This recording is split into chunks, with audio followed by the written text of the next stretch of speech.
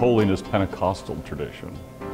So I've always felt a lot of camaraderie and kinship with the AG, and I also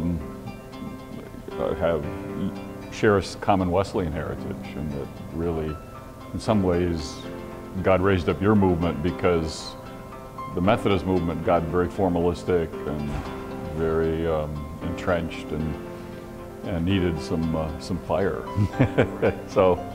So I've always felt a big degree of compatibility and camaraderie and conviviality with you all. And over the years, yeah, I've been used as a resource, both for national events and also in colleges and universities. Yeah. I identify with these colleagues because I became seminary president at 32. I was the youngest seminary president in the country at the time, and I was so green I was gangrene, I tell people. I was dangerous, I had no idea what I was doing. So, and I spent 11 years as, from 32 to 43 as head of this seminary, a seminary that was founded by the father of Orville and Wilbur Wright in Dayton, Ohio. And those were the fastest 11 years of my life, let me tell you. Just, like I took a breath and they were over. I breathed in and breathed out, and so yeah. So I'm honored to be here. And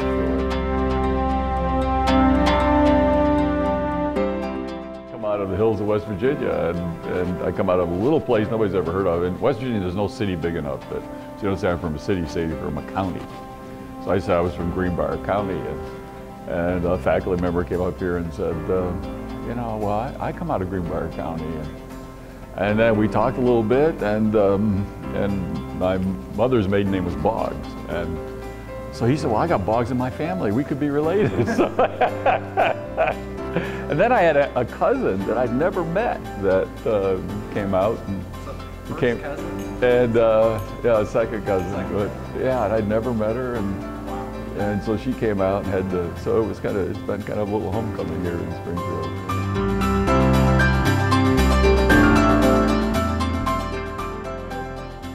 The metaphor that I use is I think that right now higher education is poised almost right where the Roman Catholic Church was at the eve of the Reformation.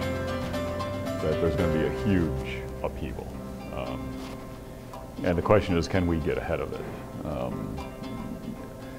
Because it is coming fast and furious. And one of the biggest things up until now, the educational model has been that faculty are credentialized to be portals to information.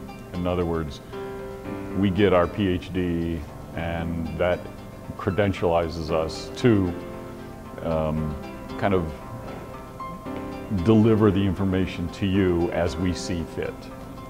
The big jug, little mug. You know. So my PhD gets me a big jug, and students are little mugs, and I decide when they're going to get my droppings and how much they get, you know what I mean? And they have to come to me to get it. We're now living in a world where that's gone. They don't need us to get our droppings. They can get that information 1,000 different ways. So this whole big jug, little mug, lecture drill test model that we've been used to is being overthrown.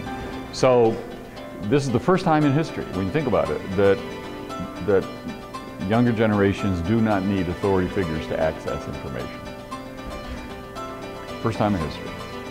That the younger generations do not need authority figures to access information. Now, I argue that they need authority figures more than ever, but not to access information, but to process information and to assess information.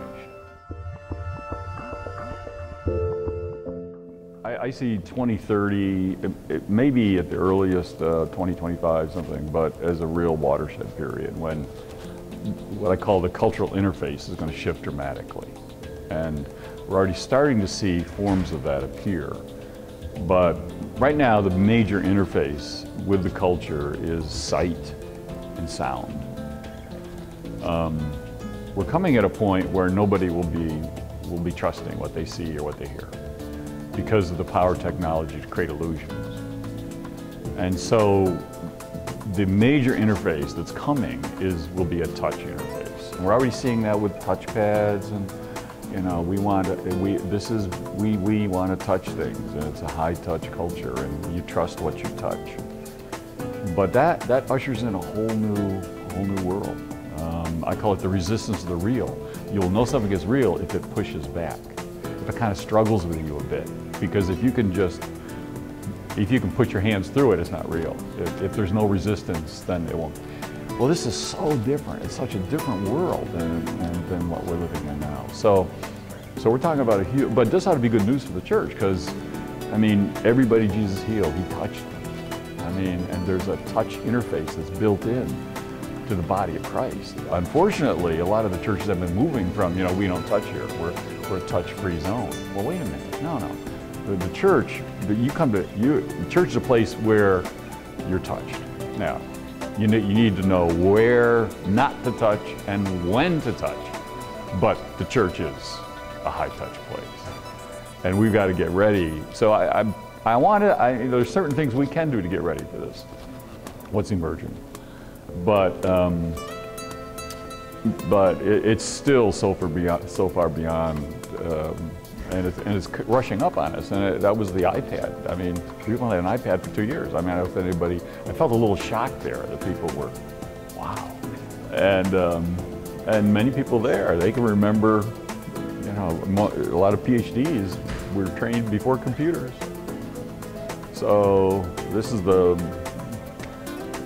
is how fast things are moving. And change has changed. Change is no longer incremental, change is exponential. So. Yeah. The other changes the other issues about this is that the way in which everybody now is a cyborg. Cyborg is part born, part made. We passed a Rubicon where everybody who now lives is part born, part made. You say, well, I'm totally natural. I have no cyborgian elements. I go, wait a minute. You know, my mother, when she died, she lived with us the last 11 years of her life. She had a pacemaker. Okay, she's part born, she's part made. Is she still my mother? Well, yeah. Well, she got her official hip. She's more cyborgian. See? Is she still my mother? Okay. Well, this is the question of the future. And this is this huge issue. If my mother is cyborg waist down, is she still my mother? I think you'd say yes. From neck down, is she still my mother? Okay? I think you'd say yeah. Well, but what's happening is computers and the interface between the brain and the computer is becoming very, very strong.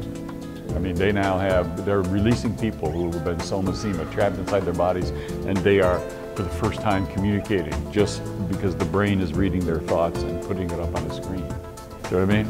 So that's a whole, so this area, GRIN, I call it, G-R-I-N, genetic engineering, robotics, information technology, nanotechnology. Those four things are shaping this new world where what's real, what's human, and it's going to, this is what the church ought to be talking about now to prepare for this, instead of some of the conversations we're having. We need to get ahead of this because the ethical and moral reflection on GRIN is so far behind where the technology is. And do we go there or do we not?